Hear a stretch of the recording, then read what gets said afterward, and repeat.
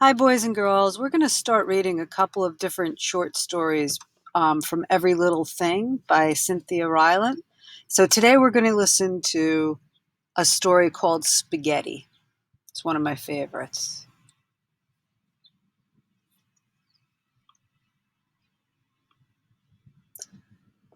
It was evening, and people sat outside, talking quietly among themselves. On the stoop of a tall building of crumbling bricks and rotting wood sat a boy. His name was Gabriel, and he wished for some company. Gabriel was thinking about things. He remembered being the only boy in class with the right answer that day. He remembered the butter sandwich he had had for lunch. Gabriel was thinking that he would like to live outside all the time. He imagined himself carrying a pack of food and a few tools and a heavy cloth to erect a hasty tent.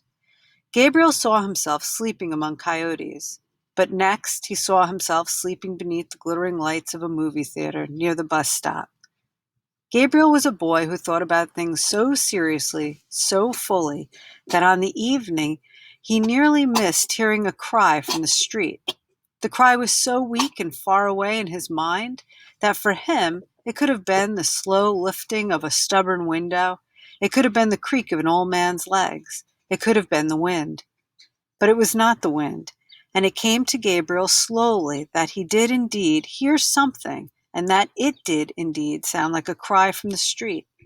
Gabriel picked himself up from the stoop and began to walk carefully along the edge of the street, peering into the gloom and the dusk. The cry came again, and Gabriel's ears tingled, and he walked faster. He stared into the street, up and down it, knowing something was there. The street was so gray that he could not see. But not only the street was gray. There, sitting on a skinny stick legs, wobbling to and fro, was a tiny gray kitten. No cars had passed to frighten it, and so it sat in the street and cried its windy, creaky cry and waited. Gabriel was amazed. He had never imagined he'd be lucky enough one day to find a kitten. He walked into the street and lifted the kitten into his hands. Gabriel sat on the sidewalk with the kitten next to his cheek and thought. The kitten smelled of pasta noodles, and he wondered if it belonged to the friendly Italian man somewhere in the city. Gabriel called the kitten Spaghetti. Gabriel and Spaghetti returned to the stoop. It occurred to Gabriel to walk the neighborhood and look for the Italian man, but the purring was so loud, so near his ear, that he could not think as seriously, as fully as before. Gabriel no longer wanted to live outside. He knew he had a room and a bed of his own in a tall building.